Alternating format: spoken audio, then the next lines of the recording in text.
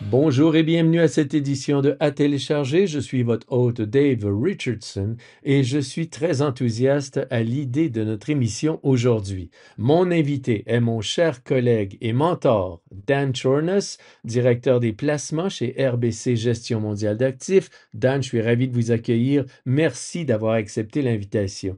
Comment allez-vous aujourd'hui? Bien, sauf qu'après cette introduction, je ne voudrais pas vous décevoir. Vous ne nous décevez jamais. Le sujet dont nous allons parler aujourd'hui est d'une importance capitale et nous y viendrons dans un instant. Mais avant cela, nous en avons déjà parlé à cette émission au fil des années. Vous avez déménagé à Londres, en Angleterre, où vous vivez depuis quelques mois. Et vous avez toujours dit que Londres était un endroit important pour l'entreprise afin de se positionner comme un véritable gestionnaire d'investissement mondial. Maintenant que vous y êtes depuis quelques mois, il y a eu le Brexit et tout ce qui s'est passé ces dernières années. Que pensez-vous de la situation à Londres du point de vue des investissements? Vous vous y plaisez? Vous faites quelque chose de particulier là-bas? Donnez-nous quelques nouvelles de ce que vous y faites. Bien, sur le plan personnel, Brenda et moi sommes là-bas depuis 6 mois maintenant et nous passons un excellent moment. Si vous avez eu l'occasion de vous rendre à Londres à un moment ou à un autre de votre vie, c'est comme New York. Quoi que vous aimiez, vous allez le trouver. Tout y est plus grand qu'ailleurs et il y a toujours quelque chose à faire. C'est une ville infiniment fascinante et cela nous convient parfaitement.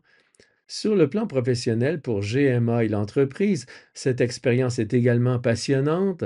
La taille de nos activités sur le terrain chez GMA, les salles de marché, est plusieurs fois supérieure à celle de Toronto, supérieure à celle de Vancouver, peut-être même supérieure à ces deux villes réunies. Cela s'explique en partie par la façon dont nous avons organisé nos équipes. Elles travaillent dans un environnement traditionnel de salle des marchés, ce qui correspond très bien à notre organisation axée sur les revenus. Mais au-delà de cela, le type de personne et le niveau de compétence qui existe dans cette salle, le fait de faire partie de cela chaque jour. J'ai toujours apprécié cela tout au long de ma carrière et aujourd'hui, je l'apprécie à Londres. Si Toronto est un centre financier très important, à Londres, il se passe tellement de choses dans le domaine de la finance mondiale que nous avons une vue d'ensemble ou une vue plus approfondie, je dirais. Au cours de cette transition, je trouve que l'on se sent vraiment plus proche de la source de l'information, en particulier pour les États-Unis et dans le domaine de la géopolitique, et cela a été un grand avantage pour nous. Encore une fois, la qualité des personnes qui travaillent chez GMA, leur vision globale, le fait que beaucoup d'entre elles aient une vision à long et aussi à court terme et une expérience des actifs alternatifs ont également été très utiles. Tout cela a été intégré à l'entreprise. Je pense que c'est une très bonne chose pour nous tous. Ouais, je suis tout à fait d'accord avec vous. Pour tous nos auditeurs, si vous n'êtes jamais allé à Londres, c'est un endroit exceptionnel. C'est drôle, je suis à Nanaimo aujourd'hui. Je suis allé dans mon petit café, un café de classe mondiale. Mais les deux jeunes derrière le comptoir n'étaient jamais allés à Toronto. Ils parlaient de l'expérience formidable que cela devait être d'avoir, comme moi, grandi à Toronto. Et vous, vous déménagez ici et vous parlez de la vie à Londres. Et je suis tout à fait d'accord avec vous. Londres est une ville formidable. Et peut-être grâce à vous, j'ai eu la chance d'aller à Londres de nombreuses fois pour le travail. Et c'est là que on se rend compte de l'importance et, comme vous le dites, de la différence entre même un grand centre financier. Au Canada, c'est Toronto qui est le grand centre financier, mais vous allez à Londres et vous vous dites que c'est ici qu'il faut être. Et vous êtes toujours Canadien, Dan? Ce que je dis toujours aux gens, c'est que nous sommes toujours une entreprise canadienne. Nous apportons une mentalité canadienne. Nous pensons aux investisseurs canadiens, mais nous devons aller à l'étranger avec notre expertise, votre expertise, et nous rendre dans des endroits comme Londres afin de pouvoir offrir le meilleur de tout ce qui se fait dans le monde aux investisseurs canadiens, car c'est essentiel. Le Canada, même si nous l'aimons beaucoup, reste un petit du point de vue de l'investissement. Tout à fait d'accord avec vous, Dave. D'ailleurs, je vais vous montrer, je porte mes boutons de manchette canadiens. Je pense sincèrement que notre entreprise a énormément à offrir au monde en matière de processus d'investissement, de résultats, de gamme de produits d'investissement, de talents. J'ai de bonnes raisons de penser que le monde a besoin de plus de Canada. Je pense sincèrement que dans le domaine de la gestion d'investissement, nous avons aussi quelque chose à offrir et c'est passionnant de faire partie de cette aventure. Oui, c'est un excellent point. Nous avons déjà reçu Dan. Vous pouvez revenir en arrière si vous êtes abonné à l'émission, ce que vous pouvez faire partout sur n'importe quelle plateforme qui propose des balados-diffusion où vous pouvez les télécharger. Vous pouvez revenir dans les archives. Tous les épisodes s'y trouvent. Dan a beaucoup parlé du processus la dernière fois qu'il était avec nous et de la manière de faire connaître le Canada au reste du monde. Je pense que vous allez apprécier. Abonnez-vous, donnez-nous une note. Nous apprécions beaucoup, nous le disons toujours, Dan. Mais passons à la raison principale pour laquelle je voulais vous inviter aujourd'hui, à savoir l'article que vous et votre équipe avez récemment publié. Je suppose qu'il s'agit d'une refonte d'un ancien article datant des années 90 sur lequel quelqu'un d'autre avait travaillé, mais vous l'avez remis au goût du jour et les idées qu'il contient sont d'une importance capitale. J'en ai beaucoup parlé à l'émission et lorsque je rencontre des investisseurs, je leur explique ce que nous avons observé depuis le début de la pandémie. Beaucoup d'investisseurs, c'est-à-dire des personnes qui devraient investir, sont devenus des épargnants. Ils ont gardé leur argent liquide. Les taux d'intérêt ont un peu augmenté, alors je préfère profiter des taux d'intérêt plus élevés et rester sur la touche. Je ne veux pas prendre de risques. Il ne pense au risque qu'en termes de fluctuation du marché boursier ou obligataire. Bien sûr, il y a eu suffisamment de raisons de s'inquiéter, mais on n'investit pas quand on épargne. Il y a une différence notable entre les deux. D'un autre côté, nous voyons toutes sortes de personnes, compte tenu de la situation actuelle des marchés, spéculer ou jouer, ce qui n'est pas non plus investir. Et je pense que cet article fait un excellent travail en soulignant, principalement à l'intention des retraités, l'importance d'investir pour tout le monde. Mais je vous laisse expliquer l'article. Si je cherche à épargner, je perds du terrain en raison de l'inflation, et vous parlerez de ce que cela signifie pour la retraite. Si je me contente de garder mon argent en espèces ou en équivalent de trésorerie. Quand je vais au casino, il y a de fortes chances que je perde. Je peux gagner pendant un certain temps, mais je vais finir par perdre. Mais quand on investit historiquement, on constate qu'au fil du temps, plus on joue, plus on demeure dans un investissement, plus on a de chances de gagner, de multiplier des gains et de gagner gros. Sur cette base, Dan, pourquoi ne pas nous présenter le document, son contenu, puis nous passerons aux principales conclusions et aux résultats de l'étude. Dave, j'aime beaucoup ce que vous venez de dire, car si l'investissement était un jeu, on pourrait dire que c'est un jeu qui favorise les joueurs. C'est vraiment ce que montrent les chiffres.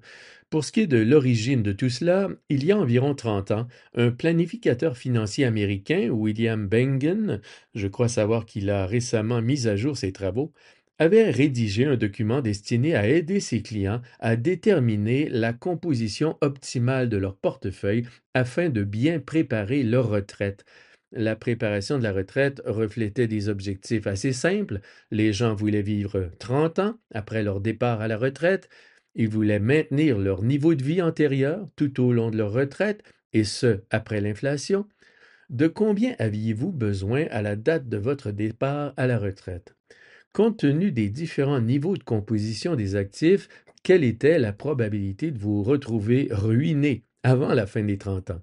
Cela avait, soit dit en passant, été fait dans un contexte très différent. Les taux d'intérêt étaient beaucoup plus élevés, les marchés étaient beaucoup moins sophistiqués, les possibilités d'investir dans différents actifs n'existaient tout simplement pas. Le choix était très limité.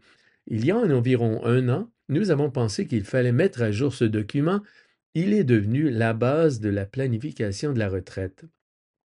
Le principe de base était qu'en général, il fallait retirer 4% de son épargne chaque année, indexer ce montant de 3% chaque année pour tenir compte des taux d'inflation normaux et attendus depuis les années 20. Dans la plupart des cas, on pouvait s'attendre à ce que cet argent dure environ 30 ans. Je parle ici de la plupart des cas, soit 80 à 90% des cas. En gros, si vous mettiez 1 million de dollars de côté et que vous en retiriez 4% par an, indexé de 3% par année, vous obtiendrez 40 000 dollars par an et vous vivriez 30 ans avec cela. Cela semble beaucoup d'argent, mais avec les intérêts composés, nous espérons tous y arriver. Nous nous sommes demandé si cela avait réellement fonctionné. Revenons en arrière pour vérifier si cela a fonctionné et si cela fonctionne encore aujourd'hui compte tenu des chiffres actuels. Et en fait, c'est assez surprenant, malgré la simplicité du concept. Dans un secteur aussi sophistiqué et complexe, cela a aussi réellement fonctionné. Lui avait utilisé un portefeuille 50-50, 50% a été investi dans des obligations américaines et 50% dans le S&P 500. Pensez que vous avez maintenant beaucoup d'autres choix. Vous pouvez varier la composition de votre portefeuille. Nous sommes très enthousiasmés par ces résultats et nous sommes en fait surpris par certaines de nos découvertes.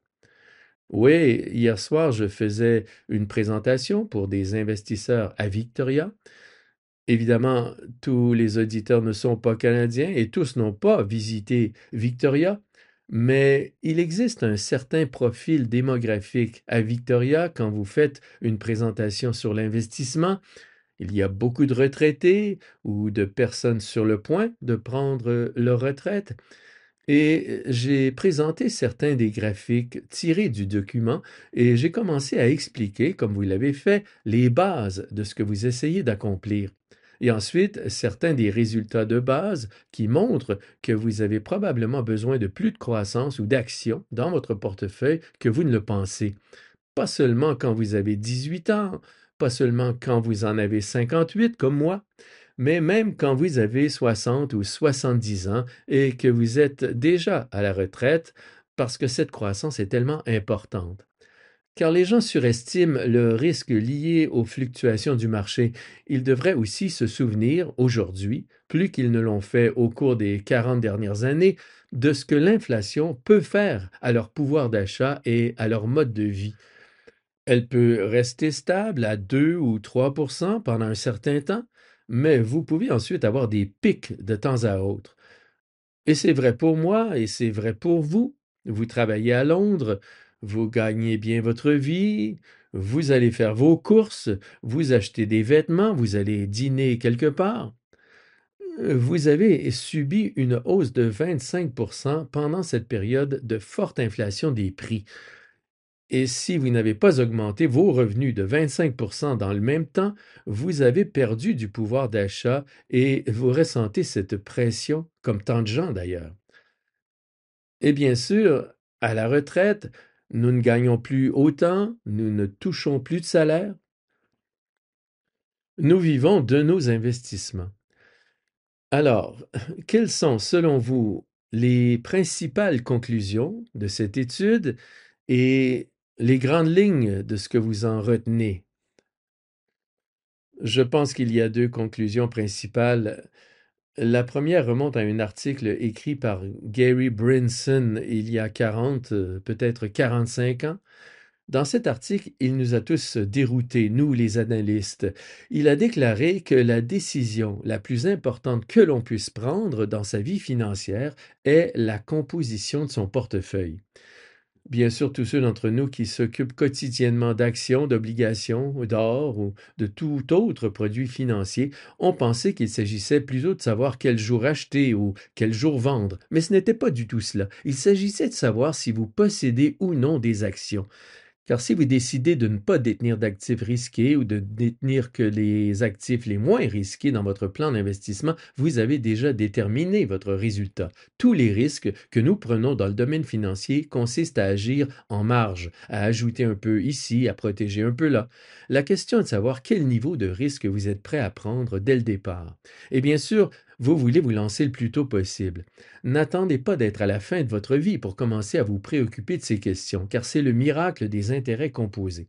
La deuxième chose qui m'a tellement surpris nous ramène à un autre grand auteur, Daniel Kahneman, qui, avec Amos Tversky, a rédigé la théorie des perspectives. La théorie des perspectives détermine une grande partie de ce que nous faisons sur les marchés, les aspects comportementaux de la finance. La théorie des perspectives dit essentiellement qu'il existe un traitement asymétrique et presque irrationnel de la peur de la perte par rapport à l'opportunité de gain. Lorsque vous abordez votre épargne retraite en vous disant que vous n'avez besoin que d'un peu d'argent pour prendre votre retraite, plutôt que de vous demander combien vous pourriez avoir à votre retraite si vous vous y prenez intelligemment, vous obtenez une réponse très différente. Nous avons constitué toute une série de portefeuilles allant du portefeuille entièrement composé de liquidités pour pouvoir dormir tranquille avec 0% de risque de ne pas disposer de ces liquidités à la retraite, au portefeuille composé à 100% d'actions, qui est bien sûr très volatile. Parfois, et nous l'avons vu au cours des 25 dernières années, il y a eu des corrections assez sévères, l'une de 44% et une autre tout aussi importante, mais le portefeuille le plus risqué était celui composé à 0% d'actions. Si vous restez avec 100% de liquidité, vous pouvez dormir tranquille, mais il y a 81% de chances qu'après 30 ans, vous n'ayez plus d'argent. Si vous remontez à 1928 et que vous avez créé chaque année depuis cette date un portefeuille composé à 0% d'actions et un autre composé à 100% d'actions, avec tous les gradients entre les deux, le portefeuille composé à 100% de liquidité s'est retrouvé à court d'argent en 17 ans. Si vous prenez votre retraite à 65 ans, à 82 ou 83 ans, vous pourrez dormir tranquille, mais je ne sais pas ce que vous allez faire après. Ce que nous apprenons de cette expérience intuitive, c'est que si vous ne prenez pas un certain risque, il n'y a pas de création de richesse réelle. Il n'y a certainement pas de compensation pour l'inflation. Vous vous exposez toujours à un mauvais résultat. Votre position sur l'échelle du risque devient une question de comportement. Les calculs indiquent que vous devriez peut-être pousser jusqu'à 75% d'actions jusqu'à un stade avancé de votre retraite. Pour certaines personnes, ce n'est pas nécessaire. Elles renoncent à la possibilité de créer réellement de la richesse pendant leur retraite, indexeront un peu leurs placements, réduiront leurs actions, peut-être jusqu'à 60, 55 ou 50%, mais vous avez besoin d'une part importante d'actions dans ces portefeuilles pour survivre pendant ces 30 ans. C'est là que résident, selon moi, les deux principaux enseignements. La peur de perdre est extrême, vous devez vous en débarrasser dans une certaine mesure. Et quand on parle de répartition d'actifs, il ne s'agit pas d'acheter des actions avant qu'elles montent et de les vendre avant qu'elles baissent. Ce serait formidable et nous le faisons bien, je pense, mais le plus important est d'être exposé aux actifs à risque, non seulement pendant vos années d'épargne, mais aussi pendant vos années de retraite. Oui, lorsque j'étais conseiller financier, je m'asseyais avec mes clients et nous discutions de cette première conversation si importante, selon vous, concernant la répartition des actifs. Quel niveau de risque suis-je prêt à prendre et à intégrer dans mon portefeuille? Et là encore, il faut penser à long terme, car la planification financière est un processus à long terme. Et la plus grande crainte que tout le monde avait était de se demander ce qu'il advient si j'opte pour un portefeuille 60-40, 60% d'actions, 40% d'obligations, et que demain, le marché s'effondre. Il se trouve que j'ai pris ma décision concernant mon plan financier au pire moment possible. Je faisais donc toujours des calculs avec eux. Il s'agissait de personnes dans la trentaine, la quarantaine, voire au début de la cinquantaine. Nous avons examiné ce scénario et les gens ont été surpris. Oui, les marchés chutent, mais vous continuez à investir parce que vous travaillez, puis les marchés se redressent et vous vous en sortez plutôt bien. Revenons-en aux retraités. Prenons quelqu'un qui est maintenant à la retraite et qui vit de ses actifs. On établit un plan pour cette personne et c'est le même principe. Mais si le jour où je décide de prendre ma retraite, boum, c'est le crash de 1929, le marché boursier s'effondre, et puis c'est la Grande Dépression, et puis la Seconde Guerre mondiale, ma retraite est complètement ruinée. Mais si l'on regarde cette étude, si l'on considère les départs à la retraite en 1929, et puis en 1937, en 72 ou 73, en 2000, en 2008, toutes ces dates, on n'a pas encore les taux d'avant la COVID, mais je me doute plutôt bien des résultats. Bref, disons que j'ai choisi les pires moments de l'histoire pour prendre ma retraite, et j'ai besoin que mon portefeuille continue de croître. Eh bien, j'obtiens de meilleurs résultats si j'ai des actions dans mon portefeuille.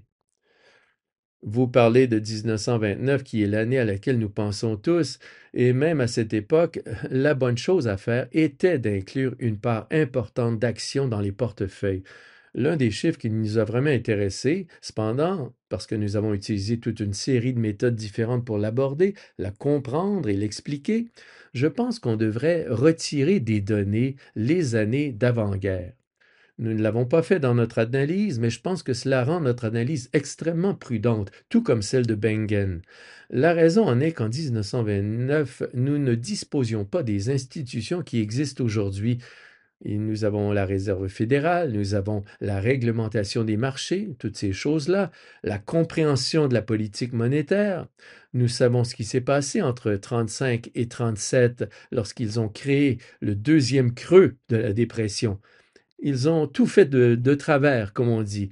Ils ont en fait réduit la masse monétaire alors que l'économie se redressait, parce qu'il y avait des signes d'inflation. Nous savons qu'il ne faut pas faire cela. Nous connaissons maintenant l'assouplissement quantitatif. Toutes ces choses se sont produites. Nous avons appris davantage en 2008, davantage avec la COVID. Je pense que les réponses institutionnelles face à des menaces vraiment importantes pour la croissance et l'économie pourraient limiter le risque d'une catastrophe comme la Grande Dépression. On peut le croire ou non. Si vous pensez comme moi que le monde est en réalité un peu plus sûr, est-ce vraiment le cas? Nous avons bien vu cette correction de 44% entre 1999 et 2002. Nous en avons connu une autre énorme en 2008, mais néanmoins, si vous retirez les données d'avant-guerre et que vous réfléchissez à la durée de ces crises, combien de temps cela représente-t-il? Si j'avais eu la malchance d'investir beaucoup la veille du début d'un marché baissier important ou d'un marché baissier moyen, combien de temps me faudrait-il en moyenne pour retrouver ces valeurs? La réponse est 3 ans.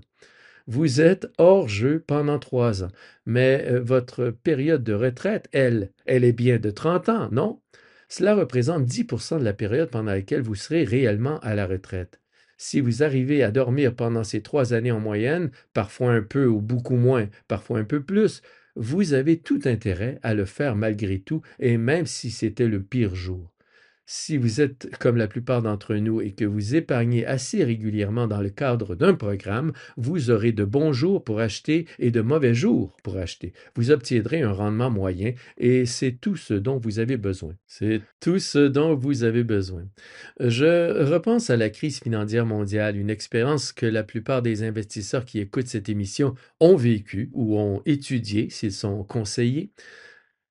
Je pense à un portefeuille conservateur comme ceux que vous et votre équipe gérez et même après la correction importante de 2008-2009, un portefeuille conservateur s'est redressé en 21 ou 22 mois, si je me souviens bien. Un portefeuille équilibré, un portefeuille 60-40, aura pris 42 mois, un rebond étonnamment rapide. Et je suis d'accord avec l'idée d'en retirer certaines dates anciennes. Vous voulez les inclure, bien sûr, parce que c'est important. Et comme vous l'avez dit, la première époque à laquelle les gens pensent, c'est 1929. C'est ce que nous avons tous appris et étudié en grandissant. Il faut donc inclure cela. Mais encore une fois, nous avons fait tellement de progrès, et vous le voyez dans l'expérience de 2008 et 2009. Et puis, l'autre élément qui m'amène à ma question suivante, c'est l'expérience de 2000 à 2002. C'est un peu plus loin dans la mémoire de certaines personnes, mais c'est ce que nous appelons l'éclatement de la bulle technologique. Hier soir, lors d'une conversation, je disais à un groupe de personnes qu'il y avait certaines similitudes entre le marché actuel et le marché de l'époque. À l'époque, j'aurais rebaptisé mon entreprise Dave en Dave.com et les gens auraient payé 200 $ pour chaque dollar de chiffre d'affaires que je générais. Et puis, ils auraient compris que je n'allais jamais générer de chiffre d'affaires et mes actions se seraient effondrées. Aujourd'hui, je renommerai mon entreprise Dave.ai et je verrai la même chose se produire. Mais ce qui est intéressant dans ce marché, c'est que si mes actions technologiques se sont effondrées, mon portefeuille dans son ensemble s'est plutôt bien comporté, à condition bien sûr d'investir dans des titres de qualité. Ce dont vous parlez ici, c'est encore et toujours de bien gérer les actions. Si j'opte pour un portefeuille composé à 60% d'actions, comment positionner ce portefeuille une fois rendu à la retraite après toutes ces années de placement pour m'assurer d'être bien protégé? Car oui, je pourrais profiter du meilleur des deux mondes. Je bénéficierais de la croissance des actions tout en jouant un peu la carte de la défense, ce qui me permettrait de dormir tranquille. Je pense que vous venez de répondre à la question. C'est l'un des points que nous avons abordés dans l'article. Lorsque Bengen a rédigé son article, il parlait des actions et des obligations américaines et c'est tout. À l'époque, il s'agissait de marchés très restreints et peu sophistiqués. Le marché canadien était minuscule à l'époque. Il n'y avait pas de marché de qualité investissement au Canada. Il y avait quelques obligations bancaires, mais certainement pas de marché à haut rendement. Si vous vouliez des obligations à haut rendement, vous deviez vous tourner vers les États-Unis, en acheter là-bas, les ramener et les convertir au Canada. Et c'était tout. Vous n'aviez pas beaucoup de choix. Aujourd'hui, vous avez l'embarras du choix. Il faut en profiter. La meilleure chose à faire est de ne pas deviner ou de ne pas suivre le seul groupe qui tire les ficelles, par exemple les 7 magnifiques, mais de diversifier vos portefeuilles. Si vous disposez d'un portefeuille diversifié, vous n'avez pas besoin de faire tous les bons choix à chaque fois. Vous devriez avoir des actions dans différentes zones géographiques. Vous pouvez surpondérer ou sous-pondérer par rapport à des indices largement diversifiés ou reconnus, mais répartis sur plusieurs zones géographiques différentes. Vous mélangez plusieurs cycles économiques et politiques, plusieurs résultats. Vous diversifiez vos catégories d'actifs. Sur le marché obligataire, vous n'achetez pas uniquement des obligations souveraines, vous ajoutez du crédit. Dans notre cas, nous avons beaucoup plus de crédit que d'obligations souveraines. Vous n'avez pas uniquement des titres de qualité investissement. Vous avez des expositions à des actifs tels que certaines obligations à haut rendement, des obligations de prêt garantis. Il y a tellement de choix. Vous avez des actifs qui montent et d'autres qui baissent, mais dans l'ensemble, vous obtenez une vision complète sans avoir à faire de choix extrêmes. Aujourd'hui, tout le monde est tourné vers l'IA. Si je trouve que l'IA est trop cher, je peux m'en passer, mais de toute façon, de tels actifs seront combinés en proportion appropriée au sein d'un portefeuille diversifié. C'est un aspect essentiel des plans d'épargne qui n'avait pas été pris en compte il y a 30 ans. Ce qui nous ramène au début de la conversation, à votre présence à Londres. Il y a 30 ans, si vous étiez à la tête d'une société de gestion de placement au Canada, vous n'étiez pas basé à Londres, c'est certain. À l'époque, j'étais planificateur et je gérais un fonds d'action canadienne, un fonds d'action américaine. Je crois qu'il y avait aussi un fonds d'action japonaise et un fonds d'obligataires qui investissait dans des obligations d'État au Canada et aux États-Unis. C'est à peu près tout. Aujourd'hui, si je suis un investisseur canadien, je peux me rendre dans une succursale de banque, me connecter à Internet et accéder à pratiquement tout ce dont je peux rêver en matière de placement pour constituer un portefeuille. Et c'est pourquoi nous faisons cette émission. Nous voulons que les gens comprennent qu'il existe une multitude de choix. Il existe tellement de possibilités de positionner votre portefeuille de manière unique. Et plus vous en apprenez, plus vous travaillez avec un bon conseiller, plus vous obtenez les bons conseils, mieux vous serez en mesure de faire fructifier votre argent pendant que vous épargnez, de le conserver pendant votre retraite et de mener la vie dont vous rêvez. Tout à fait. Cette période de 1999 à 2002 me fascine encore aujourd'hui. Je l'ai vécu en tant que stratège macroéconomique. Ce n'était pas le métier le plus facile. Nous en avons tiré de nombreux enseignements.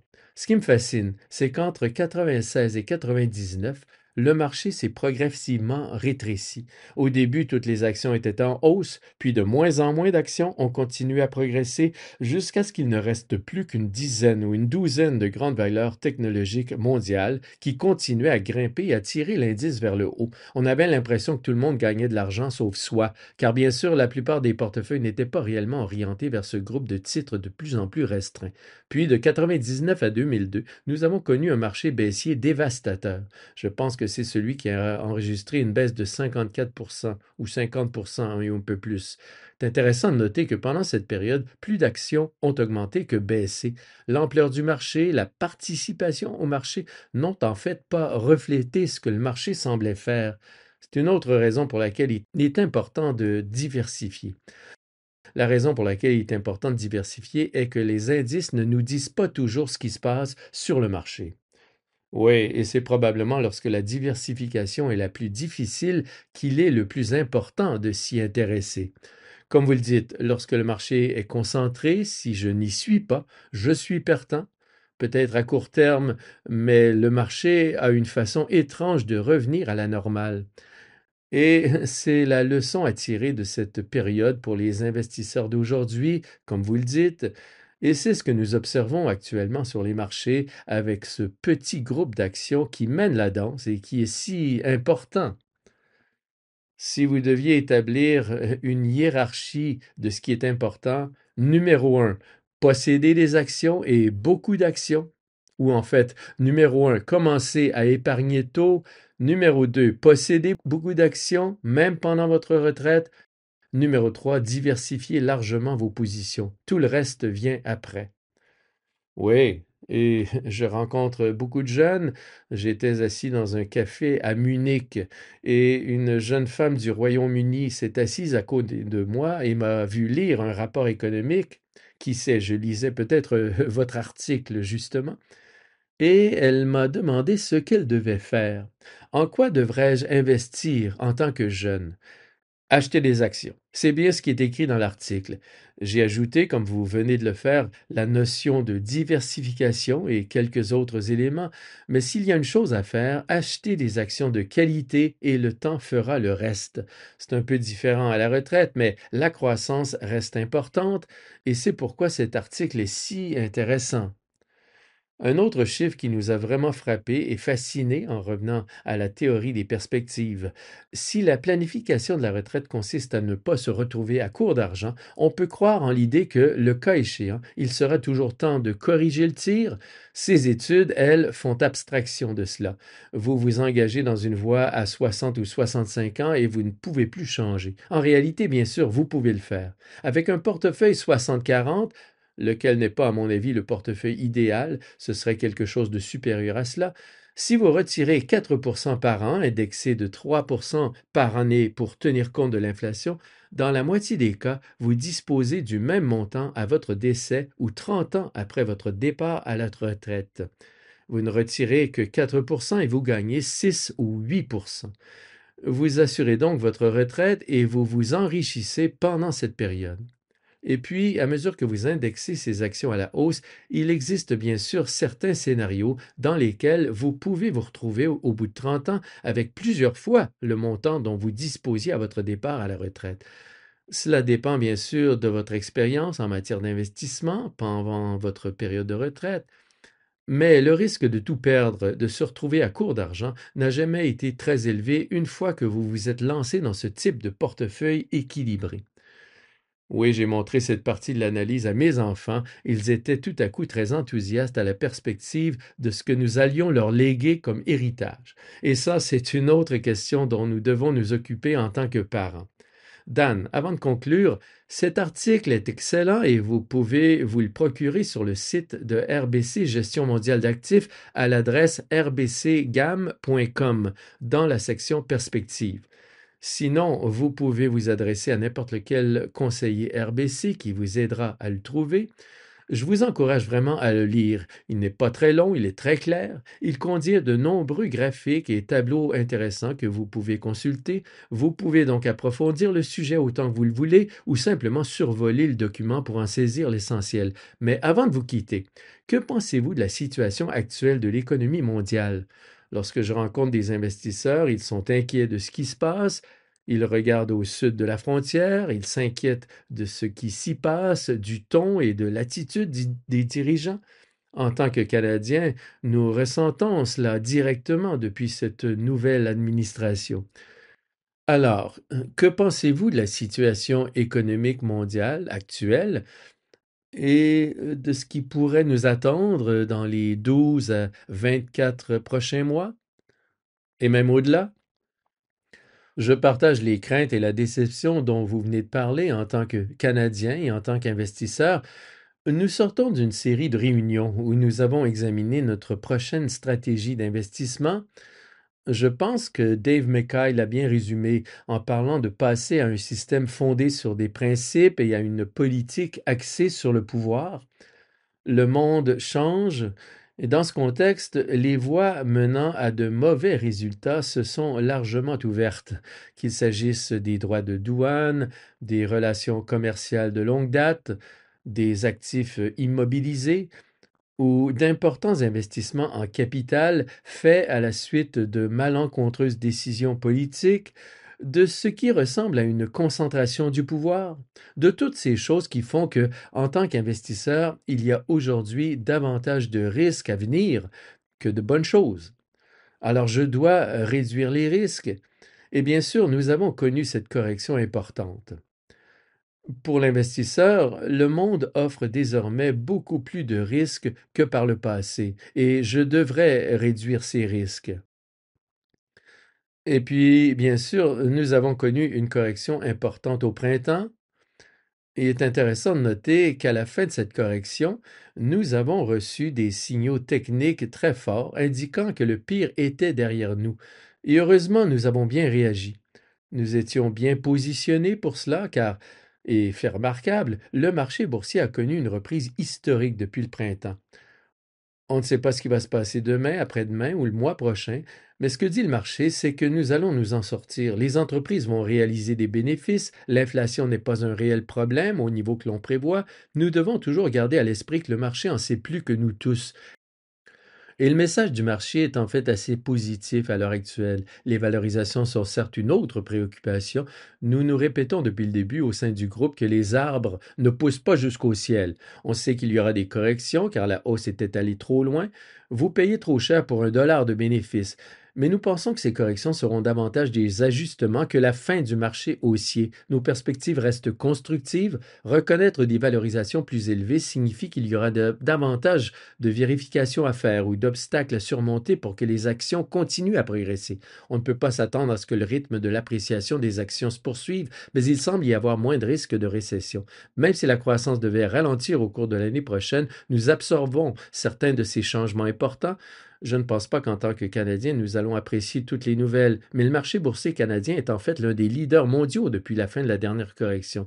On ne parle pas d'une vision complètement optimiste, mais dans l'ensemble, elle est modérément constructive. Nous devons surveiller très attentivement les valorisations, en particulier aux États-Unis, mais regardons ensuite au-delà des États-Unis. Dans des pays comme le Canada, qui n'ont pas été en tête pendant de nombreuses années, une opportunité semble se présenter, une fenêtre s'ouvre.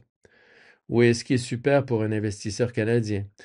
Mon anecdote préférée sur le marché, en parlant de ces données invisibles, nous ramène à la pandémie de la COVID. On s'en souvient encore très bien. À la fin du mois de février, alors que nous commençons tout juste à comprendre ce que la COVID allait représenter dans notre vie, que cela allait peut-être être l'événement le plus important jusqu'à présent, le marché commence à chuter après avoir atteint un niveau record. Il chute de 35% en un mois. Le 23 mars 2020 marque le creux de la vague. Et encore une fois, si vous repensez à la situation dans laquelle nous nous trouvions par rapport à la COVID le 23 mars 2020, nous venions de fermer l'économie mondiale 10 jours auparavant. Ce n'est donc pas comme si nous avions eu une révélation nous annonçant que nous allions finalement obtenir un vaccin ou que nous allions finalement arriver à un point où l'immunité ou le virus s'affaiblirait au point que nous pourrions tous survivre avec. Mais le marché a explosé à ce moment précis. Repensez à où vous en étiez le 23 mars 2020 et ce que nous savions à ce moment-là. Nous étions encore à essuyer les paquets qui nous étaient livrés à domicile. Nous faisions nos courses en gros et lavions les légumes 2 fois plutôt qu'une. Et pourtant, le marché a vu plus loin et a entamé cette hausse massive, car il s'est dit, comme vous l'avez dit à propos de la situation dans laquelle nous nous trouvons en ce moment, que tout allait bien se passer. Nous allons nous en sortir. Nous ne savons peut-être pas comment, nous ne savons pas quels obstacles nous allons rencontrer en chemin, et les obstacles ont eu lieu, mais tout allait bien se passer. Je pense que vous avez tout à fait raison. Nous devons également réfléchir à cette situation de la même manière, car avec le temps, en tant qu'espèce humaine, nous finissons par comprendre les choses assez bien. Je crois que nous arrivons à la fin, mais il y a un point important que je tiens à faire.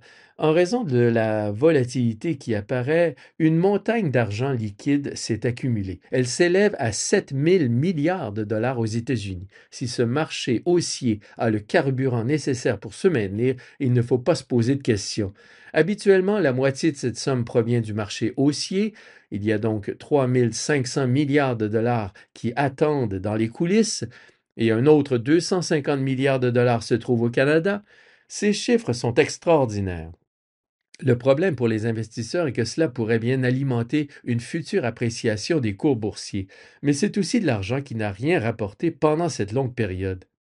Nous avons examiné cette aversion au risque si courante chez les investisseurs et je pense que dans une certaine mesure, c'est un élément essentiel de l'investissement. Si vous aviez regardé quand les taux courts ont dépassé les rendements obligataires, il y a 2 ans, 2 ans et demi, et que vous vous étiez dit à ce moment-là, je vais juste acheter des bons du Trésor, sans être rémunéré pour détenir des obligations, vous auriez fait le bon choix.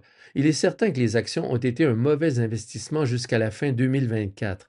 Ainsi, pendant cette période d'environ 2 ans, vous auriez gagné entre 3 et 5 car les bons du Trésor ont culminé autour de 5 ce qui n'est pas un mauvais rendement, certainement par rapport à ce que nous avons gagné au cours des 20 dernières années. Mais les actions seules, pendant la même période, ont rapporté 12,8 par an. Cela représente un manque à gagner de 780 points de base par an. Je pense que lorsque nous réfléchissons à ce document, nous essayons de nous projeter dans le long terme plutôt que dans le court terme.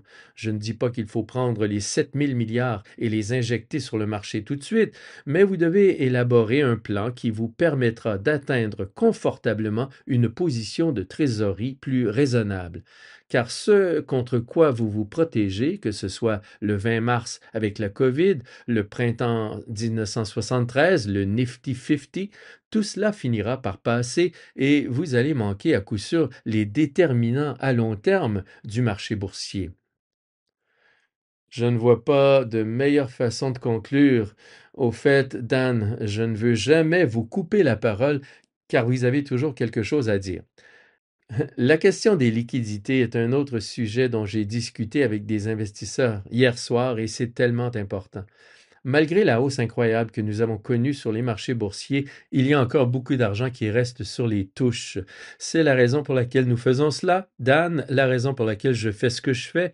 Vous gérez réellement cet argent. Moi, je vais parler aux investisseurs, je leur dis qu'ils ne doivent pas manquer cela, ils doivent s'impliquer. Et encore une fois, cet article aide beaucoup les gens à voir et à comprendre ce à quoi ils renoncent et le risque qu'ils prennent sans s'en rendre compte. Et c'est pourquoi je voulais vous inviter aujourd'hui, Dan. Je sais que vous êtes toujours très occupé, mais merci beaucoup de m'avoir accordé votre temps aujourd'hui. J'ai le privilège, comme je le dis toujours, quand on me demande comment est-ce de travailler avec Dan, de pouvoir passer du temps avec lui et de l'écouter. Je réponds, ce que j'aime avec Dan depuis toutes ces années, c'est que je passe du temps avec lui et que je l'écoute et tout comme les auditeurs d'aujourd'hui, j'apprends. Cela aide à mettre les choses en perspective. Vous avez une façon incroyable de tout mettre en perspective grâce à votre expérience et à votre succès. Nous en avons tous bénéficié aujourd'hui parce que vous nous avez accordé votre temps. Alors Dan, merci. Transmettez mes salutations à Brenda et soyez prudents. Merci à tous. Profitez de vos vacances. Merci pour votre temps. À bientôt. Cet enregistrement a été fourni par RBC Gestion mondiale d'actifs Inc. à des fins d'information seulement et ne constitue pas un conseil de placement ou un conseil financier. Vous devriez consulter vos propres conseillers juridiques, comptables, fiscaux, en placement ou en planification financière avant d'effectuer toute opération.